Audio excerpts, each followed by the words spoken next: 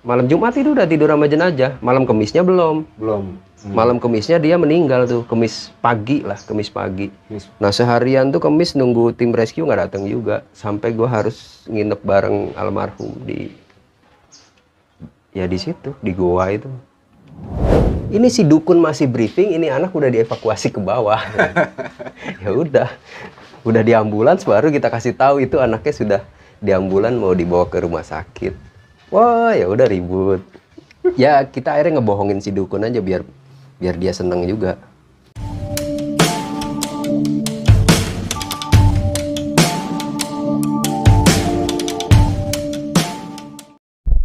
Gunung memang area bermain yang menyenangkan. Tempat ideal untuk mencari sunyi, melepas tawa, ataupun membuang sedih. Wajar jika kemudian banyak yang ingin pergi untuk mendaki gunung. Meskipun mereka tahu resiko yang harus dihadapi. Karena terjalnya gunung dan liarnya alam memang terkadang sulit untuk diprediksi. Bang Sugi, salah satu relawan tim SAR menceritakan pengalamannya. Mulai dari menentukan titik lokasi pencarian, bertengkar dengan dukun, sampai pada momen harus tidur dengan jenazah korban yang ditemukan. Gue tuh dulu dari tahun berapa ya? Dari 89 gue udah hobi naik gunung. Terus 93 mulai gabung di organisasi Wanadri. Dan di Wanadri sendiri kan kita diajarin, ada juga tuh namanya sekolah SAR, Sekolah Search and Rescue, Gunung Hutan sih. Karena seringnya kita naik gunung dan punya pengetahuan atau kursus ya, kalau kita nyebutnya sekolah tapi lebih ke kursus karena singkat. Kursus gimana teknik nyari orang hilang. Di Indonesia kan sebenarnya dikenal dengan nama SAR tuh, Search and Rescue. Pertama kali melakukan SAR itu kapan, Bang? Itu tahun 93. Waktu itu seminggu setelah gue lulus dari pendidikan dasar, terus ikut kegiatannya Mapala UI. Waktu itu ada Jambore Mapala UI di Gunung Gede, tepatnya di Surya Kencana. Nah itu kita hanya ikut aja sih sebagai peserta sebetulnya. Ternyata itu kan ramai banget. Apa ya, Jambore Mapala UI itu upacara 17 Agustusan di gunung tuh yang pertama kali kayaknya yang diselenggarakan oleh Mapala. Dan itu di akhir kegiatan kita dapat berita ada beberapa pendaki yang mau berkegiatan ikut ke Jambore itu ternyata tersesat. Ada yang masuk ke Gunung Sela, Rumpang gitu. Nah, berita-berita itu nyampelah ke kita dan kita dilibatkan untuk ikut pencarian teman-teman yang salah jalur waktu itu. Ya banyak juga sih kita nyegat-nyegatin orang yang salah jalur. Tapi terus waktu turun. itu nggak ada korban jiwa ya, Bang? Ada sebetulnya, ada satu. sebetulnya. Dan kebetulan korbannya itu adalah saudaranya teman gua yang mau ikut pendidikan dasar nggak jadi. Ini adik kakak, namanya Yudi dan Silvi. Silvi yang korbannya itu si kakaknya itu si Silvi. Jadi kalau nggak salah dia jatuh di Gunung Sela atau Rumpang. Karena waktu itu mereka udah terevakuasi. Nah kita yang nyegatin yang belum ketemu tuh sampai clear lah, sampai clean abis. Nah di situ tuh dari mulai itu baru mulai terlibat di beberapa operasi SAR. Abang sering memberikan masukan, posisinya mungkin berdasarkan analisa Bang Sugi, posisi si korban misalkan ada di sini, di sini, di situ, itu dibahas ketika Briefing awal. Sering juga gue ngasih masukan, misalnya itu berdasarkan setelah data-datanya terkumpul gitu. Si subjek ini siapa, mau kemana, lagi ngapain, berapa orang, apa yang dia bawa, tujuan akhirnya mau kemana, lalu dianalisa di peta, terus MPP atau Most Position Probable, kalau di polisi namanya TKP, tempat kejadian perkaranya tuh daerah mana, kemungkinan dia akan kemana, sampai misalnya si anak ini bagaimana, orang ini bagaimana, apa yang dia bawa, dan sebagainya, itu sangat menentukan. Nah itu sebelum operasi itu dimulai, biasanya ya gue ikut nganalisa dan suka ngasih masukan. Nah setelah itu ya gue berusaha untuk menempatkan diri di sebagai SRU.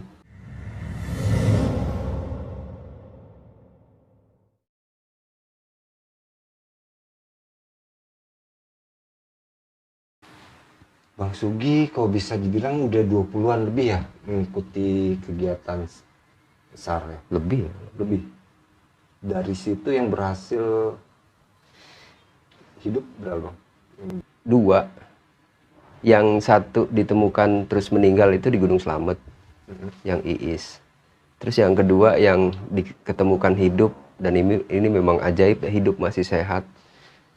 Padahal itu udah ketemunya tuh udah hari ke-7 gitu. Itu logikanya juga kalau logika normal ya, cuma ini kan anaknya memang satu religius, yang kedua logikanya masih bagus gitu. Masih bisa dia pelihara logika nalarnya, dia harus makan, dia harus minum, dia harus berlindung. Oh, itu yang menyebabkan dia ditemukan jadi hidup. Itu satu di Gunung Salak. Ya, rata-rata kalau di gunung hutan itu jarang yang diketemukan hidup, kecuali dia bisa turun hidup sendiri gitu. Itu jadi bahan pelajaran juga. Oh, ternyata kalau memang motivasi dia masih tinggi untuk hidup, nah itu bisa jadi dia hidup. Kalau yang di Slamet itu? Kalau yang di Slamet itu sempat ketemu hidup, tapi udah dia analisa gue itu hipotermi, udah akut banget udah. Dia ketemu di bawah air terjun yang kering, di bawahnya ini masih ada kubangan air. Dia masih mainan air gini, keceh lah kalau bahasa Jawa tuh. Pas ditemukan? Iya, itu perempuan. Nah itu kondisinya dia pakai raincoat tapi udah nggak pakai celana panjang, sih pakai celana dalam. Pakaiannya itu celana sama daypack sama sepatu itu pertama yang gua temuin di atas, kalau air terjun gini kan ini di atasnya gitu, di batu-batu dia taruh rapi. Jadi mungkin di atas ini dia masih nalar, masih normal. Nah, dia ngejar air di bawah nih. Buat minum boleh. Iya, mungkin haus atau namanya orang hipotermi itu kalau tadinya kedinginan, menggigil itu apa ya? Kalau medis bilang otaknya udah kebalik, yang jadinya kedinginan jadi kepanasan. Itu nyari air. Nah, udah akut kalau dibilangnya tuh. Jadi sebenarnya sih agak susah kalau di rescue gitu ya, diselamatin. Apalagi kalau penanganannya waktu itu memang ya kurang lah. Itu sih dua pengalaman yang ketemu masih hidup, yang satu hidup, yang satu kemudian meninggal, dan gue sempet tidur juga itu bareng mayatnya. mayatnya. Ya, pasti ya, nemuin hidup tiba-tiba, berarti barengan deh sampai dievakuasi sama abang tuh, sama tim. Iya, sampai dia meninggalnya itu di gua. Pas kebetulan gua piket nunggu besok subuh lah itu Baru dievakuasi. Iya. Berarti Besoknya aja ada berapa malam? 2 malam, semalam tidur sama Rebo jenazah. malam Kemis, terus Kemis malam Jumat. Malam Jumat itu udah tidur sama jenazah. Malam Kemisnya belum. Malam Kemisnya dia meninggal tuh, Kemis pagi. Nah, seharian tuh Kemis nunggu tim rescue nggak datang juga, sampai gua harus nginep bareng almarhum di situ, di goa itu. Karena itu juga dasar analisa gua banget. Jadi gua ngusulin kita telusurin aja jalur satu orang yang selamat. Kan dari 7 orang ini ada yang selamat, 1 lolos. Nah, itu yang gue telusurin. Sehari, 2 hari, ada Senin, Selasa, Rebo tuh baru ketemu. Itu pun lumayan jauh, lumayan sulit kan jalurnya untuk nerobos ke tempat gue nemuin itu. Tim evakuasi atau tim rescue berikutnya tuh nemuin ke situ aja butuh waktu ya, sesuai dengan yang gue jalanin. Gue jalanin ke situ 2 hari, ya dia juga 1,5 hari. Karena jalurnya udah kebuka.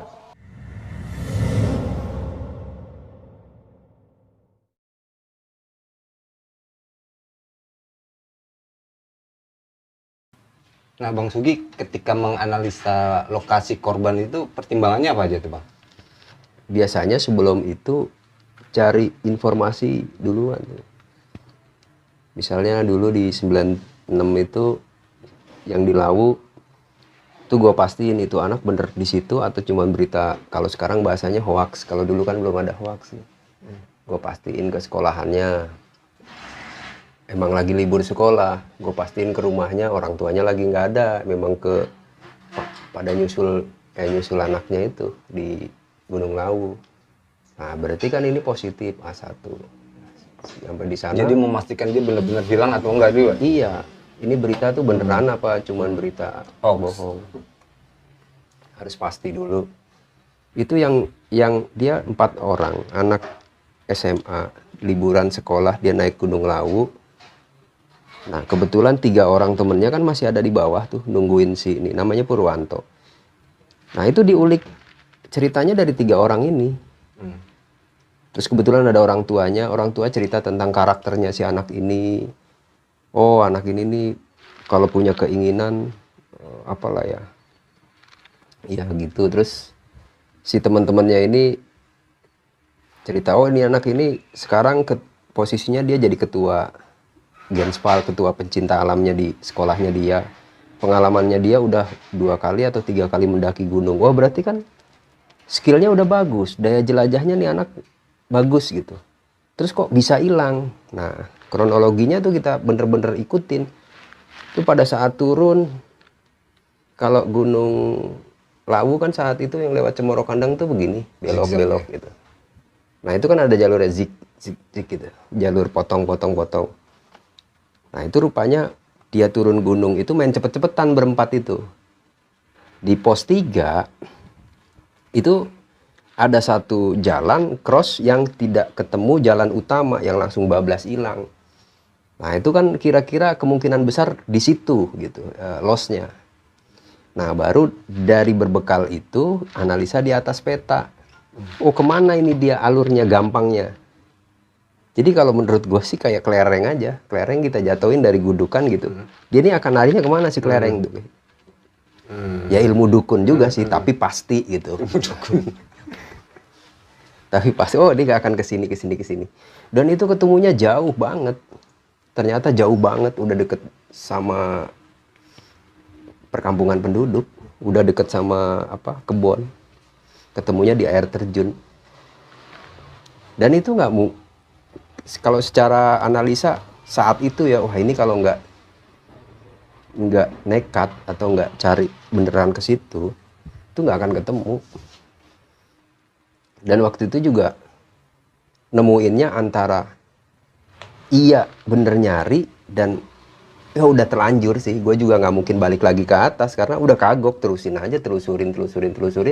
Akhirnya ketemu. Dan udah pesimis. Wah nggak mungkin lah nih anak bisa nyebrangin atau nurunin 2 air terjun. Terus dia kejadiannya di air terjun yang ketiga. Wah deket sama jalur penduduk. Jalur ladang gitu. Nah itu, jadi apa ya, satu sifatnya anak ini bagaimana, kronologinya seperti apa yang terakhir dibawa, itu menentukan daya jelajah si anak ini. Yang paling menentukan tuh kronologi terakhir, dia mau ngapain sih, mau kemana sih. Nah, saat itu kan dia jelas tuh, mau turun terus sama-sama punya ego tuh, pengen cepet-cepetan. Oh gue duluan nih gitu. Namanya anak muda lah saat itu. Ya apalagi ya kita pernah ngerasain SMA kan, zaman umur segitu tuh udah nggak ada rasa takutnya.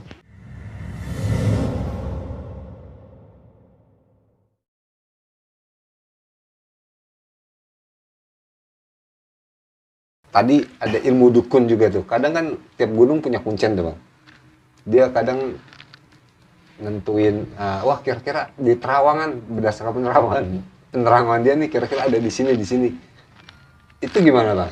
Argumentasinya gimana tuh? Ya kalau gue buat bahan lucu-lucuan. Maksudnya gini, kalau itu searah dengan apa yang gue analisa di daerah yang sama, ya ayo kita cari bareng-bareng. Tapi kalau udah diam, udah nggak jauh dari logika, misalnya hilang di mana, dia mau nyarinya di mana, ya udah masing-masing gitu. Sering itu begitu? Sering banget, apalagi di kita. Itu masih percaya banget. Ya misalnya nih kayak analogi orang hilang di sungai lah, balik lagi tuh. Kalau tadi kan nyarinya, kadang Tempo hari ada tuh. Oh, ini harus pakai bantal kesayangannya dia, diambil dari rumah, bawa ke lokasi, dicemplungin, diikutin itu. Namanya bantal kapuk, kena air ya tenggelam. Hilang. Gimana cara nyarinya? Emang dukun. Sampai ada begitu. Ada. Nah, ini juga gitu. Dulu ada lagi tuh. Ya, kita akhirnya ngebohongin si dukun aja biar dia seneng juga. Dulu tahun 96 lah. Ada almarhum Desi, itu anak pariwisata Trisakti. Dulu juga kejadiannya mereka lagi diksar tuh sebelum Wanadri ikutan. Ada berita diksar terus siswanya hilang. Kan cuma di daerah situ doang, di Gunung Putri. Sebelahnya kan ada camping ground. Nah, kejadiannya di situ gitu. Mungkin itu materinya lagi materi navigasi dari poin to poin gitu. Terus dia nggak balik lagi ke poin yang ditentukan, hilang aja. Cuman ancer-ancernya atau patokannya bahwa titik-titik poin-poinnya itu air terjun gitu. Jadi kan otomatis yang dikejar ini sumber air, apalagi yang ada air terjunnya tuh. Poin A, poin B, poin C, terus dia nggak balik lagi ke poin A lagi. Hilang itu anak tuh. Nah kan cuma sekitaran situ. Begitu gue ikut terlibat di situ, analisa di situ, terus bikin sistem pencarian. Jadi ada lembah, punggungan gitu. Kita bikin ada beberapa SRU, ada yang susur lembahan, ada yang susur punggungan, ada yang susur lembahan, punggungan, ada beberapa ya. 1, 2, 3, 4, 5, 6 lah nama SRU tuh. Gue udah tebak, ini bakal ketemu pasti di salah satu aliran sungai yang ini atau di lembahan yang ini. Dan kebetulan yang nemuin satu tim senior gua, ada Badawi, terus satu bekas siswa gua dulu di sekolah SAR dan Panjat Tebing Sakawana Bakti. Polhutnya TNGP. Kalau nggak salah namanya Pak Agus tuh, gue masih ingat. Yang nemuin mereka tuh bertiga sama angkatan gua si Ajo satu. Ketemunya ya udah terkapar di air, di aliran air saat hujan. Nah saat itu kan rame di bawah tuh di camp di BSSMC. Ada dukun yang lagi nganalisa, wah ini anaknya ada di bawah pohon-pohon bunga gitu. Di secara logika kita waras kan pohon-pohon bunga cuma di atas di Edelweiss kan, di Surya Kencana. Wah ngawur aja dari sini ke Surya Kencana tuh berapa butuh effort yang tinggi. Nah saat itu juga dapat kabar si korban sudah ditemukan, posisinya ABCD. Ya udah kita keep nih komunikasi sampai kita evakuasi. Ini si dukun masih briefing, ini anak udah dievakuasi ke bawah. Ya udah di ambulans baru kita kasih tahu itu anaknya sudah di ambulans mau dibawa ke rumah sakit.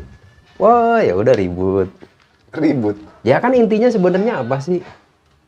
Sebenarnya kan inti dari pencarian gue tuh secepatnya ditemukan, secepatnya ditolong kalau masih hidup, secepatnya dievakuasi memang kalau udah meninggal gitu. Si dukun masih ribut biarinin aja. Jadi buat lucu-lucuan aja, kalau nggak gitu kan kita stres juga. Nah dulu juga di 96 yang di Lawu itu juga gue begitu. 96 yang di Lawu? Iya, saat si Purwanto itu. Dukun ya, juga itu? Ya dari bawah. Apa sih kalau disebutnya tuh? Paranormal ya? Paranormal. Namanya Pak Haryanto. Mungkin kalau ntar ada yang denger omongan ini, masih ada tuh Pak Haryantonya di kaki Gunung Lawu juga kalau nggak salah terakhir tuh. Nah itu gue berdebat juga sama dia. Pada malam pas habis di briefing 7 hari tuh di stop. Nah terus baru mulai berikutnya. Nah tuh ada dia, ada gue juga. Ya udah akhirnya kan dua kepala nih. Gue ditunjuk sebagai OSC, dia punya anak buah banyak. Ya udah win-win solution deh. Baiknya gimana ya Pak? Naik bareng, nyampe di atas baru kita bagi tugas. Oke, hari besok Bapak yang kendaliin. Nah hari berikutnya biar saya. Begitu hari besok nih dia yang kendaliin, dia ditinggal kaburan sama anak buahnya, tinggal mapala-mapala aja tuh yang kumpul tuh. Ya ada anak Jogja, Semarang, Surabaya, Jakarta gitu. Sama mereka lah tuh gue masih lanjut. Si orang Pak Haryanto ini di Haryanto Pak Haryono namanya. Tapi memang beda jalur, beda titik dia? Sama Oke. di situ-situ Sama, oh, sama juga. di situ-situ Tapi dia tetap di daerah segitu itu doang. Sementara gue udah, ini orang udah jauh banget gitu. Ngapain nyari di situ doang? Nah, pada hari pertama kan gue ikutin Pak Haryono ini masih daerah situ. Dan akhirnya nggak ketemu dan dia ditinggal anak buahnya. Nah, gue lanjut tuh sampai bawah terus nelusurin itu dan ketemu. Jauh banget itu. Di daerah Desa Blumbang, gue masih inget. Ya gue hormatin orang-orang yang kayak gitu, tapi udah di luar nalar. Apalagi kalau lu buka YouTube sekarang tuh, kemarin yang sarnya si di Krapyak.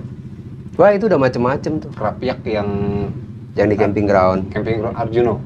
Iya, di kakinya Arjuna Ulirang tuh. Nah, itu kan udah ada sarkunnya banyak banget. Ada yang apa sih kalau misalnya si A tuh dijadiin objek buat kayak dirasukin sesuatu supaya ngasih tahu gitu. Oh, Nah, jadi gitu. dukun itu menggunakan orang untuk mediasi gitu, Ya dimasukkan betul, ke dalam. mediasi namanya. Di kemana diikutin? Oh, sampai begitu, Bang? Iya, Itu tahun berapa ya? baru kemarin ya, tahun 2021 atau 2022? 2021 lah. Hasilnya? Ya hasilnya main ludruk aja. Tapi yang kayak gitu selalu ada lah. Karena kita kan masih penganut yang kayak gitu masih banyak. Tapi lu sama sekali nggak kepikiran takut gitu hal-hal goib gitu ketika Ya emang nggak ada sih, nggak pernah. nggak pernah merasakan Enggak, sama sekali. enggak. Kalau Kalau temen- ketika tidur dengan jenazah itu enggak juga. Ya kalau hanya perasaan takut seram perasaan gitu takut aja. manusiawi lah. Tapi dalam Tapi bentuk hal-hal goib nggak goib ada. gitu nggak ya? Nggak ada. Ya hal goib yang spiritual sih ada lah. Misalnya gue mau pindah lokasi dari tempat dia ditemuin karena dia udah meninggal, terus gue mau pindah terus tiba-tiba gerimis tuh. Kayak spiritual itu kayak semacam, oh berarti nih gerimis dia nggak mau ditinggalin ya, kayak gitu tuh gue Itu kan setelah kejadian baru dianalisa kan? iya. Ya, baru Oh, udah kita ngecamp di situ aja bareng dia nggak bisa ditinggalin juga. Kalaupun naik kita hujan nih kepleset malah bahaya. Ya hal-hal yang kayak gitu. Tapi nggak gua, ya nggak pernah kayak dibawa apalah orang nyebut dunia penampakan lain gitu. itu nggak ada. Tapi di tim SRU yang ketika nyari-nyari itu juga nggak pernah Pernah kejadian sekali waktu di Sukhoi itu, ya kayak dia kerasukan, kesurupan. itu kesurupan atau capek faktor lelah atau Kesurupan. benar-benar kesurupan? Bener kesurupan. Kalau dibilang capek udah kondisi santai, habis makan, api unggunan gitu. Terus kesurupannya juga aneh juga sih. Laki-laki tuh suaranya tuh suara perempuan. Nah itu seumur-umur juga baru itu. Baru itu dari sekian puluh itu. Iya, Sekian, makanya baru gue sekali bingung itu. kalau ada podcast gue kan dipanggil juga ke yang apa besok pagi tuh. Gue suruh cerita yang serem-serem emang nggak ada sih, mau diapain? Nggak pernah kejadian. Oh ada satu lagi, tapi gue jadi bahan lucu-lucuan dan ya nggak tahu, gue pikir gue brengsek juga nih. Jadi naik Gunung Lawu lewat Ceto. Setiap pos tuh kan ada semacam tempat dupa gitu ya. Setiap Dia juga pernah itu. kusir ya. Nah, gue bercanda mulu sama teman-teman gue itu. Satu saat gue bercandain gini, di satu tempat dupa itu kan ada ngasih rokok gitu ya. Kalau rokoknya kretek, gitu kan? Kalau rokoknya kretek habis dibakar gitu kan rokoknya habis tuh. Nah, ini ada yang mild. Rokoknya mild, cuman segini doang habisnya, sedikit lah. Gue bilang, setan zaman dulu dikasih rokok mild, ya nggak dihisap gua gitu kan sering. Terus sepanjang jalan itu gue bercanda-bercanda kayak gitu. Pas turun, gue kan ngecamp di camp 3, bos 3. Terus naik gupak menjangan kan.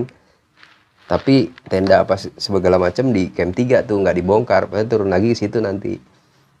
Di gupak menjangan, begitu turun udah nyampe puncak, turun nyampe gupak menjangan, itu kabut blas gitu. Sementara saat itu gue tuh lagi iseng aja, wah ini sebetulnya kita ngecamp di sini enak nih. Ada temen gue 2, namanya Tori sama Aris. Gue kira dia memang ngikutin gue. Riz, Tor enak banget nih kalau ngecamp di sini, air ada, gue bilang gini. Tiba-tiba kok nggak ada nih orang nih, udah bet kabut kan. Gue ikutin jalan tuh, jalur itu. Lah nggak ada nih orang berdua. Bodoh amat lah, gue terus. Lah ini bukan jalur gue nih, nyasar gue itu. Wah ini PA nih, gue gara-gara bercanda mulu gue ini. Nyasar. Orang sar ya bisa nyasar. Orang sar nyasar. Nyampe bawah gue, nyasar. Akhirnya nyampe lah tuh di bawah. Nih base camp Ceto, nah gue sebelah kanannya tuh. Gue belabasin ke kiri, oh nyampe juga ke pos pendakian di situ. Dan begitu lapor nggak ditanggepin gue. Setan gue bilang dalam hati gue nih.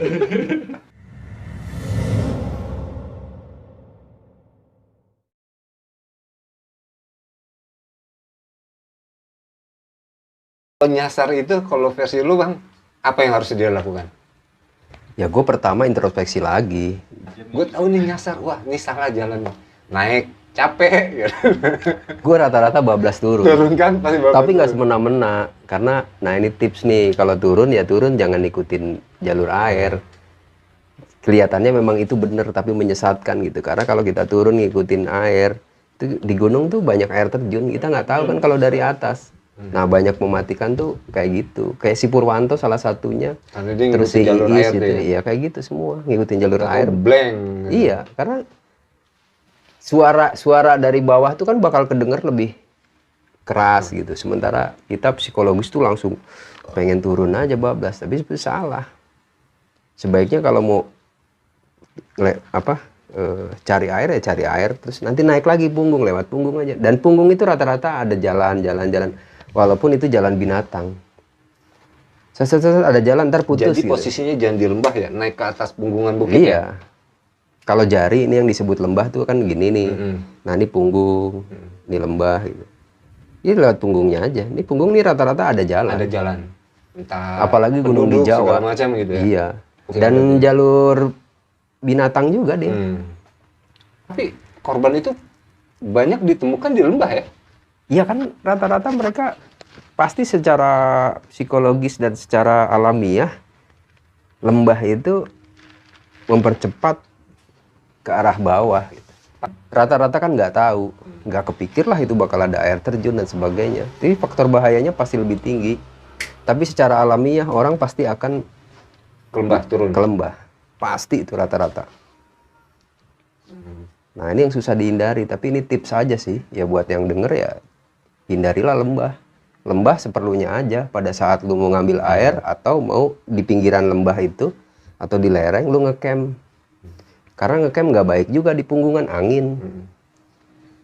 Ya cari, kalau darurat ya carilah goa atau bekas tumbangan pohon yang besar di pinggirnya. Karena darurat paling kita bawa apa sih kalau daypack gitu? Yang penting anget aja. Tapi kalau zaman sekarang mah udah nggak ada lah cerita nyasar. Udah hampir nggak ada. Gunung rame kayak mall. Iya, udah jadi wisata lah. Tinggal gimana caranya kita orang atau institusi itu gimana caranya ngelola tempat wisata itu menjadi baik. Kayak misalnya Gunung Gede, ya udah kagok ada tukang dagangnya udah aja sekalian rekrut ya kan. Jadi Ya dibikinin warung yang keren gitu, jangan jadi kayak gembel.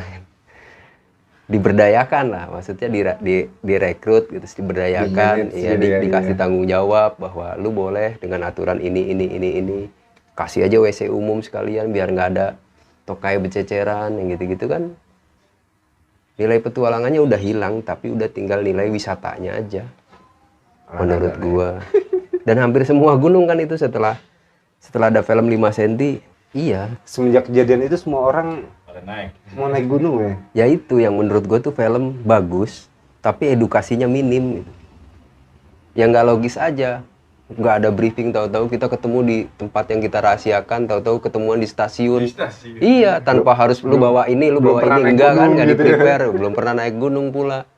Begitu di atas juga, ya dia cuma mengeksplor keindahannya si Semeru aja tuh kan. Dari manajemen perjalanannya? Iya, jeblok, makanya banyak banget Banyak yang itu kacau. ngaco. Dan tempo hari pernah gua sama anak gua, sama bini gua, sama temen-temennya tuh, sama temen sekolahnya naik di Semeru itu. Ada satu rombongan 3 orang. Wah itu hancur, udah kerilnya, packingnya burayot gitu, kemana-mana, nggak ngebentuk gitu. Begitu di pos 1, dia merasa, ini berat banget keril lu gimana sih? Nah, sama istri gue coba dilihat, di packingin, ini enak banget bu. Ya kamu dari mana? Dari di. Lah ini ya saya nonton filmnya karena lihat ini bagus. Mas Andi. Iya. Nah ini alat-alat ini rental semua. Udah itu satu. Dan masih ketemu rombongan yang itu lagi di Ranukumbolo. Bayangin nyampe Ranukumbolo, diriin tenda, tendanya nggak berdiri-diri ternyata karena frame-nya kurang. Wah, kacau banget itu, kacau. Mengaruh nggak open trip? Pengaruh banget. Nggak Nah dapat. makanya Ya. banyaknya open trip yang ngawur itu terbentuklah kayak sekarang ada APGI supaya ada guide-guide yang Ya, tersertifikasi. bersertifikat, gitu sekarang. Ya antisipasinya kan itu. Tapi kata lu masuk APG susah bang. Ya susah. Zaman gua ya kan harus ada ijazah A, SD, SMP, SMA. Nah, nggak tahu sekarang tuh. Gue pikir kan itu cuma mau lisensi. Undang aja, Abdi. Gue pernah masuk akhirnya gue tinggal, gue nggak jadi karena prasyaratnya banyak banget. APGI kan analoginya kan gitu. Lu mau jadi guide yang resmi atau guide liar? Dulu kan motivasi gue ikut tuh gue di gelombang kedua. Karena motivasi gue nggak pengen jadi guide liar. Gue pengen punya jadi guide yang terlisensi, punya sertifikat. Ternyata harus pakai ijazah SD, SMP, SMA. Sementara kan ijazah gue bukan nggak ada, kebakar dan gue malas ngurus. Wah ribet nih orang nih. Open trip yang punya kesibukan, Bang. Kenapa? Yang punya kesibukan susah ini akhirnya, nah, wah ini waktunya pas nih sama open trip ini.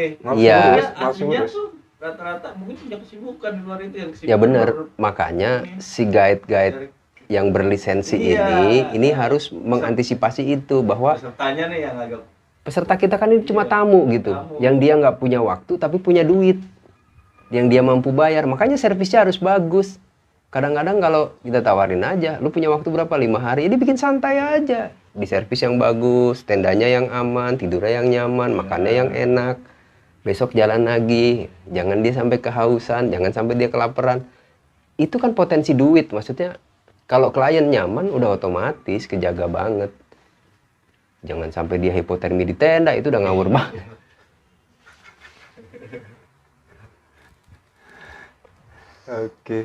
Oke, gitu aja bro. Ngobrol bareng dengan Bang Sugi. Semoga bermanfaat.